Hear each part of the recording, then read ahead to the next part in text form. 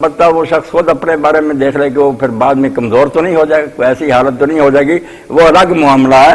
مسئلہ کی روح سے خون نکلنے سے، داڑھ نکلوانے سے یا دانت نکلوانے سے اور اس طرح جو ہے قے آنے سے روزہ نہیں ٹوٹتا۔ ایک مسئلہ اس بارے میں یہ بھی جاننا ضروری ہے، بالکل ضرورت کے مسائل ہیں کہ رات کے وقت انسان کے لیے غسل لازم ہو گیا، خواب اس کو آ گیا یا اس نے بیوی کے ساتھ تعلق کیا تو غسل اس پر فرض تھا، مگر اس نے کوتاہی کی تو وہ فجر کی نماز تک بھی غسل نہ کر سکا، تو اس کے بارے میں بھی یہی ہے کہ وہ پریشان نہ ہو، ہاتھ منہ دھو کر کھانا کھائے، بعد میں غسل کر کے نماز پڑھ لے، روزہ اس کا درست شمار ہوگا، روزے میں کوئی خلل نہیں، روزہ جو ہے نا اس کو اللہ تعالیٰ شمار کر لے گا، اس پر اس کو اجر ملے گا۔ اور اسی طرح اگر روزے کے دوران سویا ہے، اس میں اس کا پانی نکل گیا، اس کو احتلام ہو گیا، تو اس سے بھی روزہ برباد نہیں ہوتا، روزہ قائم رہتا ہے۔ اور کچھ چیزیں ہیں جو روزہ کے اندر بھی بالکل جائز اور درست ہیں، مگر لوگ ان کا اپنی طرف سے ناجائز بنائے بیٹھے، ان میں سے ایک مسواک بھی ہے۔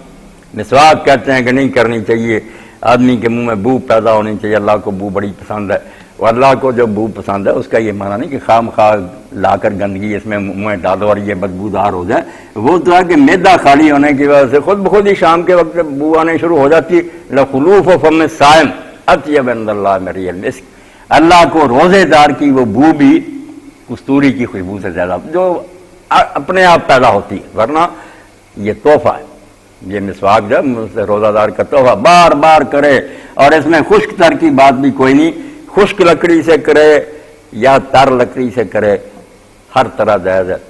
اور یہ بھی کوئی نہیں کہ آدھے دن تک کر سکتا، آدھے دن کے بعد نہیں کر سکتا، سارا دن مغرب تک وہ جتنا جی چاہے یہ کام کرتا رہے، بالکل اس کے لیے درست ہے۔ اور اس میں یہ بھی بات ہے کہ پرانے زمانے میں ہم درخت کی ٹہنیوں سے مسواک کرتے تھے، اب یہ ٹوتھ پیسٹ آ گئے، کوئی بات نہیں، ٹوتھ پیسٹ سے آپ کریں۔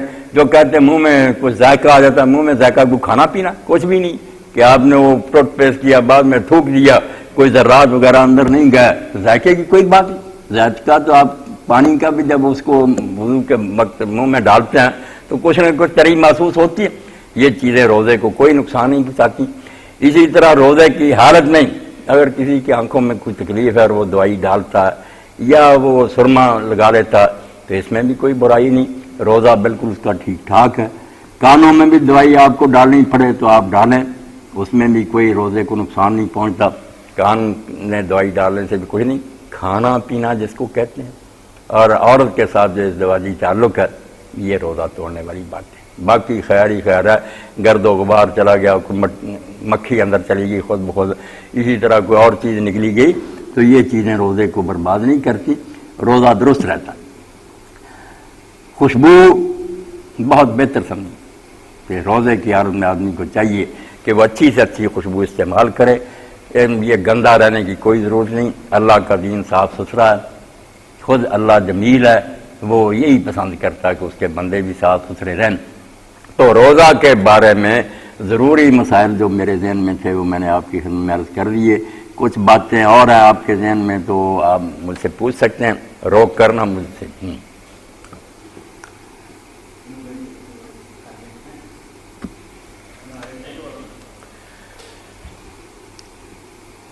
کچھ باتیں اور بھی ہیں جن کی ضرورت پڑتی رہتی ہے اور اس کے بارے میں بھی میری بہنیں یا بھائی پریشان ہوتے ہیں، ان میں سے ایک یہ بھی ہے کہ جو باورچی وغیرہ وہ کھانے تیار کرتے ہیں ان کو بھی ذائقہ چکھنے کے لیے کہ نمک مرچ کیسا ہے، یا گھر میں میری بہنیں کھانا تیار کرتی ہیں تو کھانے کو اور اس شوربے کو چکھ لینا اس کا کوئی حرج نہیں، وہ چکھیں اور تھوک دیں، کوئی بات نہیں، بعد میں مزہ رہ بھی جائے گا، تھوڑا بہت نمکین منہ میں تو کوئی نہیں، اس سے روزے کا نقصان ہوتا۔ اور اسی طرح بچے کو اگر کھانا آپ کھلانا چاہتی ہیں، وہ زیادہ روٹی سخت نہیں ہضم کر سکتا تو منہ سے ذرا اس کو باریک کر کے چبا کے مزہ چبا کر بھی اگر اس کے منہ میں آپ ڈالیں اور کھلائیں تو کچھ نہیں، اندر آپ کے نہیں کچھ جانا چاہیے۔ اور اگر بغیر آپ کے اختیار کے کہ آپ نہیں چاہتی جی مگر چلا گیا، میں وضو کر رہا ہوں، پانی جو ہے نا قدرتی اندر چلا گیا تھوڑا بہت، یہ بھی معاف ہے، اللہ تعالیٰ اس پر ہمیں نہیں پکڑتا، جان بوجھ کر جو ہم کریں گے اس پر پکڑا جائے گا۔ اور ساتھ ایک بات یہ بھی سامنے آنی چاہیے میرے اور آپ سب کے کہ روزہ سے تو ہمیں یہ سیکھنا چاہیے تھا کہ یہ جو ہے نا ہمارا پیٹ، اس کا کلا مسمار کیا جائے. جو سارا دن کھانے پینے میں لگے رہتے ہیں، پیزا ہاؤس ہٹ چلے جاتے ہیں، ہوٹلوں میں چلے جاتے ہیں، کئی ہزار روپے وہاں کھانے میں خرچ کر دیتے ہیں. اور اب بھی مہنگائی کے اصل جو ہے نا باعث اور سبب بھی ایسے ہی لوگ ہیں کہ اللہ نے پیسہ وافر دیا، خریداری ایسی کرتے ہیں کہ دوسرے لوگوں کے لیے مہنگائی پیدا ہو جاتی. تو روزے نے انہیں کوئی یہ بات نہیں سمجھائی کہ روزہ بر جو تو شب خوندنا. روزہ تو حملہ آوری بھوک اور پیاس پر ہوا تھا کہ اس کو کم کرو. یہ جو کھانے میں ہی لگے رہتے تو ہم ہر وقت جانوروں کی طرح خیبر تن پروری را بشکنت. اقبال کہتے ہیں یہ پیٹ کو ہر وقت بھرتے رہنا یہ بھی ایک قلعہ ہے خیبر کا، کفر کا گڑھ ہے. اس کو توڑنا ہے روزے نے. حملہ آور ہو کر اس کو توڑتا کہ کیوں اس کے اتنا پیچھے پڑے ہوئے. اور رومی رحمۃ اللہ علیہ اسی لیے فرماتے ہیں کہ یہ لوگ جنہیں علم نہیں حاصل ہوتا، اللہ کی معرفت نہیں حاصل ہوتی، ذکر میں مزہ نہیں آتا، آئے کیسے؟ وہ کہتے ہیں اندروں تام خالی دار، پیٹ کو کھانے سے کچھ خالی رکھ، جگہ رہنے دے. تا دران نور معرفت بھی نہیں، تاکہ تو اس میں اللہ کی معرفت کا نور دیکھے. کیا آئے گا؟ منہ اور ناک تک بھرے ہوئے کھانے سے بے ہوش ہو کر گر جاتے ہیں، زور کی نمازیں بھی گزر جاتی ہیں. انہیں روزے سے پھر بدنصیبوں کو کیا ملے گا؟ روزہ تو سکھاتا تھا کہ کم کرتے جاؤ. اسی لیے اللہ کے نیک بندے امام غزالی اور دوسرے فرماتے ہیں جو افطاری اور ساری کے وقت پہلے کی نسبت بھی کھانے بڑھا لے. ہوتا تو ایسے ہی ہے کہ بجائے اس خیبر تن پروری کو توڑنے کے اس قلعے کو لوگ زیادہ سامان کرتے ہیں، بن رہے ہیں سموسے اور پکوڑے اور یہ اور وہ. یعنی شام کو جو 5-6 پیروں میں کچھ احساس ہوا تھا بھوک کا، کسر نکال دیتے ہیں. وہ شیطان جو ہے نا نفس پہلے سے ہی موٹا ہو جاتا. رمضان ختم ہوتا تو یہ بالکل فربا بنے ہوتے ہیں، ایسے بھینسے بنے ہوتے ہیں کہ بالکل پتہ ہی نہیں چلتا کہ رمضان کو آیا. تو ہونا تو چاہیے کہ یہ کم ہوتا جائے.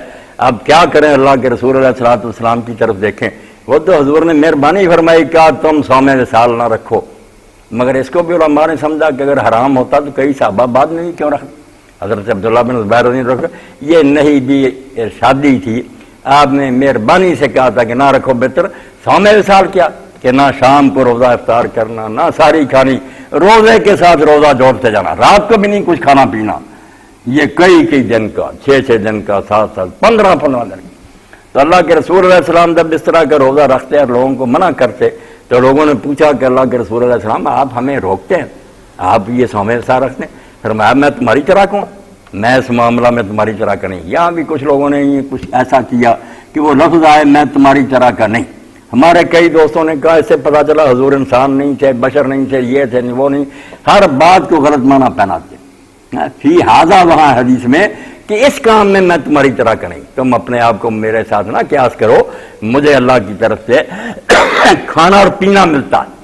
اب اس کے بارے میں علماء نے کہا کہ اگر کھانا پینا سچ مچ بے شک جنت کا ہی ہوتا، یہی کھانا پینا ہوتا تو صوم وصال تو نہ ہوتا. پھر آپ کہتے ہیں میں صوم وصال کب رکھتا ہوں، میں رات کو کھا لیتا ہوں. نہیں، کھانا نہیں تھا. وہ کھانا صرف اللہ کی محبت، اللہ کا ذکر، اللہ تعالیٰ سے پیار.